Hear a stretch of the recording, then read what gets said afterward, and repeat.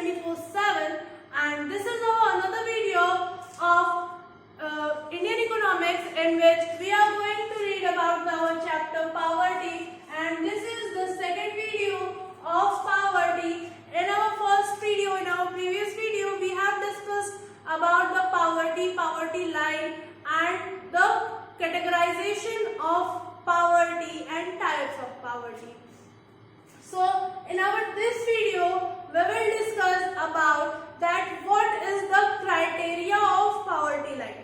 जो हमारी poverty line होती है जो कि कैटेगराइज करती है पर्सन पॉपुलेशन को नॉन पुअर और पुअर में, उसके भी कई क्राइटेरिया होते हैं कि पर्सन किस बेसिस पे पुअर है, और फिर हम ये देखेंगे कि हमारा रीजंस क्या है, क्या क्या कॉजेज है कि पॉवर्टी हमारी कंट्री में है. तो फर्स्ट ऑफ ऑल आते हैं हम अपने पॉवर्टी लाइन क्राइटेरिया पे. तो हमारी पॉवर्टी लाइन के क्राइटेरिया क्या क्या है? हमारी पॉवर्टी लाइन का क्राइटेरिया फर्स्ट ऑफ ऑल है कॉस्ट ऑफ लिविंग. क्या है? Cost of living.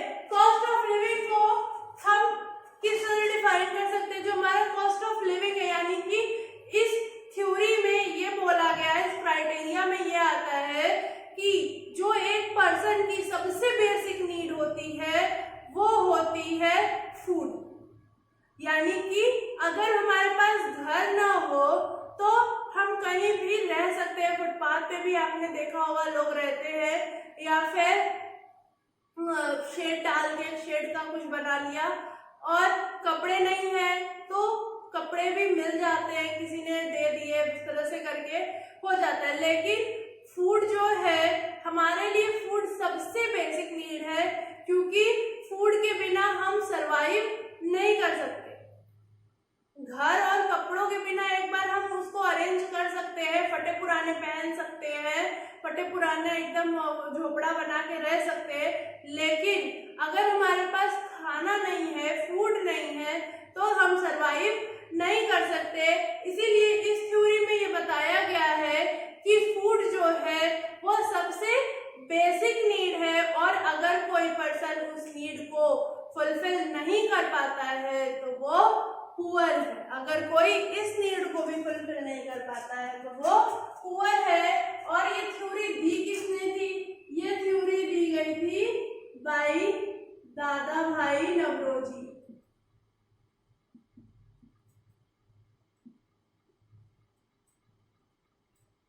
इन्होंने दी थी, दादा भाई नवरोजी ने दी थी.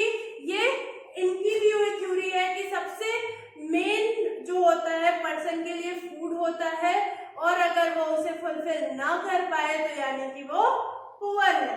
सेकंड हमारा आता है calorie based criteria. Calorie based criteria क्या होता है? इसमें एक फिक्स्ड अमाउंट फिक्स किया जाता है कि इतनी कैलोरी एक पर्सन को लेनी चाहिए, और अगर वो इतनी कैलोरी नहीं ले पा रहा है इट मीन्स कि वो पुअर है. अगर वो उतनी कैलोरी नहीं ले पा रहा है तो इट मीन्स कि वो पुअर है. ठीक है. सो हमारे इसमें फिक्स्ड अमाउंट जो है, यानी कैलोरी इंटेक की जो अमाउंट है वो क्या है?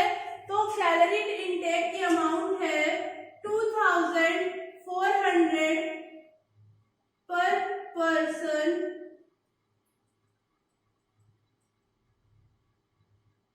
Person per month in urban area, sorry in rural area. ठीक है. 2400 पर पर्सन पर मंथ की किसमें है? रूरल एरिया में है, और वही 2100 किसमें है? अर्बन एरिया में है. 2100 हमारा अर्बन एरिया में है, और 2400 हमारा रूरल एरिया में है. ठीक है. अब आप लोग ये सोच रहे होंगे कि रूरल एरिया में ज्यादा है कैलोरी इंटेक और अर्बन एरिया में कम है. तो ऐसा क्यों है? क्योंकि हमारे जो रूरल एरिया है वो क्या होता है कि ज्यादा से ज्यादा वो फिजिकल होता है, वहां पे ज्यादा से ज्यादा फिजिकल वर्क होता है, तो उसके लिए कैलोरीज ज्यादा जरूरत होती है, ज्यादा कैलोरीज बर्न होती है। और अर्बन एरिया में क्या होता है, ज्यादा से ज्यादा ऑफिस वर्क, बैठ के करने वाला लैपटॉप वर्क, ये सारी चीजें होती हैं, तो हमारी कैलोरी का कंजप्शन कम होता है। इस वजह से रूरल एरिया में ज्यादा कैलोरी इंटेक होता है और अर्बन में कम होता है। तो अगर कोई पर्सन अपनी इतनी कैलोरीज को पूरा नहीं कर पा रहा है तो वो पर्सन क्या है, पुअर है। वो पर्सन क्या है, पुअर। अब इसमें ये नहीं होता कि अगर आप डाइटिंग पे हो या आप नहीं खा रहे हो तो आप पुअर हो, ऐसा नहीं है। लेकिन ये आपकी जो है नेसेसिटी है, अगर आप इसको पूरा नहीं कर पा रहे हो, यानी आपके पास इसे पूरा करने के लिए पैसे नहीं है, आपको भूख है, आप खाना चाहते हो, आपको ये कैलोरी कंप्लीट करनी है, बट आपके पास पैसे नहीं है कि आप इसे कंप्लीट कर सको, तो क्या होता है कि आप पुअर हो। तो ये हमारा है कैलोरी बेस्ड क्राइटेरिया, यानी कि 2400 पर पर्सन पर मंथ होना चाहिए रूरल एरिया में और 2100 अर्बन एरिया में पर पर्सन पर मंथ। ओके, फिर हमारा आता है इनकम बेस्ड क्राइटेरिया। तो इनकम बेस्ड क्राइटेरिया में क्या होता है कि पहले हमारा 2015 में ये था कि रूरल एरिया में जो है हमारी इनकम कितनी होनी चाहिए, 384 पर पर्सन पर मंथ, और अर्बन एरिया में ये होनी चाहिए 428। कितनी होनी चाहिए, 428। ये क्या रेशियो था, पर पर्सन पर मंथ का, यानी कि जो पर्सन रूरल एरिया में है और वहां पे अपनी इनकम कर रहा है उसे 384 पर मंथ अर्न करना है, और जो पर्सन अर्बन एरिया में है उसे 428 रुपीज पर मंथ अर्न करना है। और अगर हम इसे पर डे पे देखें तो पर डे पे ये हमारा था 27 और ये हमारा था 32, यानी कि रूरल एरिया में पर डे 27 होना चाहिए और अर्बन एरिया में पर डे 32 होना चाहिए। बट अब जो ये हमारा चेंज हुआ, अब जो हमारे न्यू पॉवर्टी लाइन है उसमें क्या है कि पर डे पे हमारे रूरल एरिया में 32 रुपीज होने चाहिए और अर्बन एरिया में 47 रुपीज होने चाहिए। अब जो न्यू पॉवर्टी लाइन का क्राइटेरिया है उसमें क्या है कि जो हमारे 27 रुपीज पर डे थे अब वो 30 रुपीज पर डे होने चाहिए, और जो 30 रुपीज पर डे अर्बन में थे वो हमारे 47 रुपीज पर डे होने चाहिए। ये जो नंबर्स है ये मेरे दिए हुए नहीं है, ये हमारी गवर्नमेंट के थ्रू जो रिपोर्ट्स रेडी की जाती हैं, जो सेंसस देखे जाते हैं और सर्वे किया जाता है, ये उसकी रिपोर्ट्स है। और ये सारी चीजें जो है बहुत ही इंपॉर्टेंट है, 1 मार्क्स के ऑब्जेक्टिव क्वेश्चन ये सारे पॉइंट से अक्सर कर आते हैं, तो हमेशा इन चीजों को ध्यान रखिएगा। फिर हमारा आता है लास्ट ग्लोबल पॉवर्टी क्राइटेरिया, यानी कि हमारा जो है ये तो कॉस्ट ऑफ लिविंग और कैलोरी बेस्ड, इनकम बेस्ड, ये सारा तो हमारा क्राइटेरिया हो गया। लेकिन ग्लोबल पॉवर्टी क्राइटेरिया क्या, यानी कि एक ऐसा क्राइटेरिया जो पूरे इंटरनेशनल मार्केट में चलता है, ये डिसाइड करने के लिए कि कौन पॉवर्टी लाइन के नीचे है कौन नहीं है। तो ये क्या होता है, इसका क्राइटेरिया है $1.90। क्या है, $1.90 पर डे।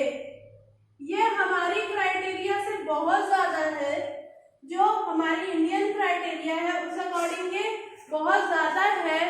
बट ये ग्लोबल पॉवर्टी क्राइटेरिया है कि अगर कोई पर्सन पर डे $1.90 अर्न कर रहा है तो वो पॉवर्टी लाइन के ऊपर है, और अगर नहीं कर रहा है तो पॉवर्टी लाइन के बिलो है, यानी कि वो पुअर है। ओके, अब आते हैं हम कॉजेज ऑफ पॉवर्टी पे। हमने क्राइटेरिया देख लिए कि कौन कौन से क्राइटेरिया के बेसिस पे हम पॉवर्टी लाइन को डिफाइन करते हैं। अब हम देखेंगे कि कॉजेज ऑफ पॉवर्टी क्या होती है, यानी कि पॉवर्टी की क्या क्या कॉजेज है। सो फर्स्ट ऑफ ऑल आता है हाई पॉपुलेशन ग्रोथ। क्या है? High population growth. हमारी इंडिया की जो पॉपुलेशन है वो बहुत ज्यादा है, हमारी पॉपुलेशन बहुत ही जल्दी राइज करती है, जो हमारी पॉपुलेशन का ग्रोथ रेट है वो बहुत ज्यादा है। तो इससे क्या होता है? इससे भी पॉवर्टी राइज होती है, क्योंकि जब हमारा पॉपुलेशन बढ़ता जाएगा और उतनी हमारे पास आउटपुट नहीं होगा तो क्या होगा कि पॉवर्टी बढ़ेगी, उतनी जॉब्स नहीं होंगी, उतना खाना नहीं होगा, उतना घर नहीं होगा, सारी चीजें जब हम जो उनकी बेसिक नेसेसिटीज है वो पूरी नहीं होंगी तो क्या होगा? वो पुअर होंगे। फिर हमारा आता है per capita income. Per capita income भी बहुत लो है। क्यों?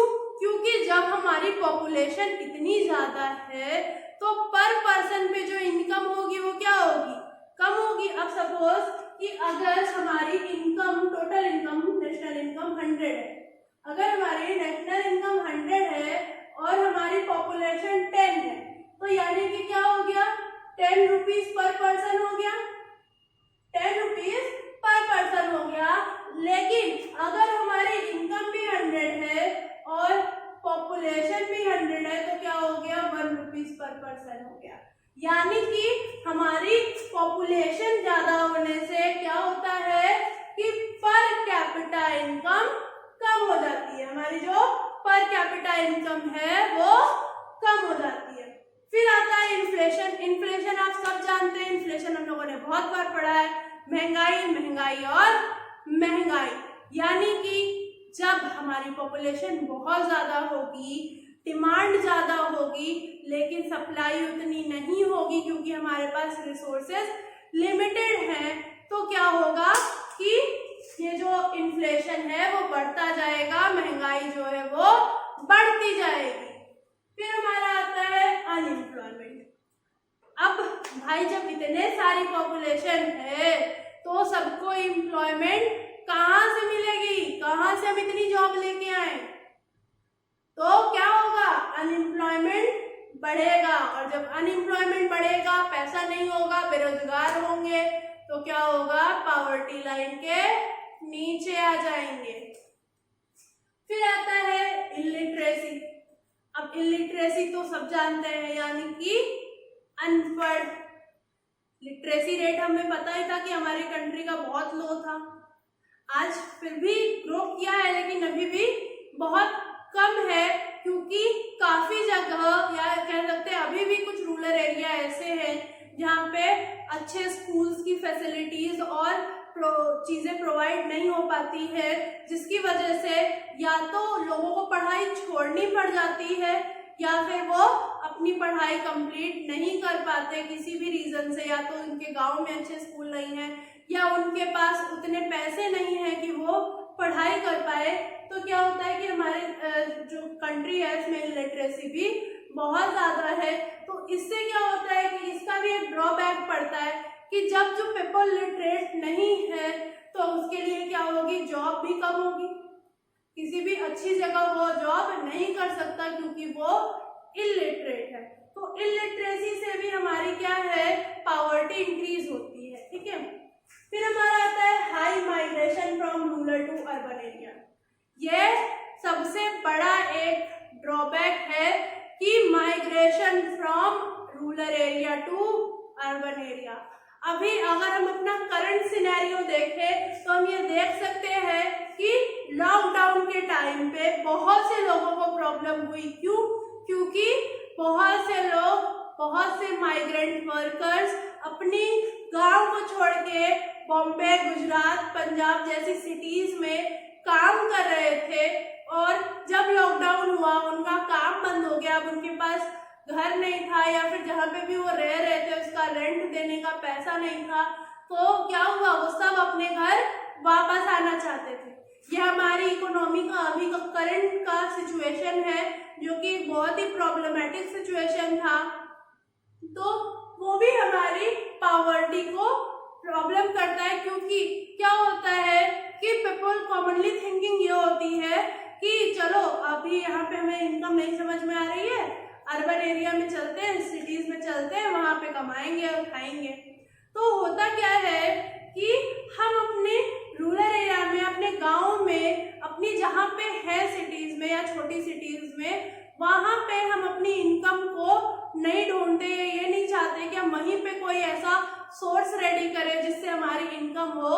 हम क्या करते हैं, सिटीज में चले जाते हैं। या एजुकेशन रिलेटेड भी हम ये देखें तो क्या होता है कि हम 12th पास किया या हमने या 10th पास किया, फिर हम सोचते हैं कि चलो अब वहाँ उस सिटीज में जाना है, अब वहाँ जाके पढ़ेंगे, अब यहाँ से हमें नहीं पढ़ना है। तो उसका भी एक रीजन होता है, क्योंकि ये सारे क्या है कि जब आप एक जगह से दूसरे जगह चले गए, यानी कि सपोज वहाँ सिटी में अगर 1000 लोग हैं और 1000 एम्प्लॉयमेंट है, तो पर पर्सन को एक एक एम्प्लॉयमेंट मिल जाती। लेकिन अब सपोज कि 200 लोग रूरल एरिया से भी वहां चले गए, तो अब ये 200 लोग एक्स्ट्रा हो गए। अब या तो इन्हें जॉब मिलेगी नहीं, और अगर इन्हें मिलेगी तो किसी और की चली जाएगी। तो इससे क्या होगा कि पॉवर्टी हमारी इंक्रीज करेगी। फिर हमारा आता है रूरल इंडेप्टनेस। रूरल इंडेप्टनेस क्या है कि हमारा जो है फाइनेंशियल मार्केटिंग और रूरल एरिया बहुत ही अच्छा नहीं है। तो क्या होता था कि जब उन लोगों को कोई भी लोन लेना होता था तो फिर कहाँ जाते थे वो लोग, भाई किसी रिलेटिव के पास चले जाओ, साहूकार के पास चले जाओ, वो लोग क्या करेंगे, पैसा दे देंगे। तो अब साहूकार क्या बोलेगा, आ भाई आजा बैठ, ले पैसे कितने चाहिए ले ले, मुझे कोई सिक्योरिटी भी नहीं चाहिए, बस 2% पर मंथ का ब्याज दे देना। अब उस 2% पर मंथ के ब्याज का मतलब क्या हुआ कि हमें 24% का इंटरेस्ट भरना पड़ेगा होल ईयर में।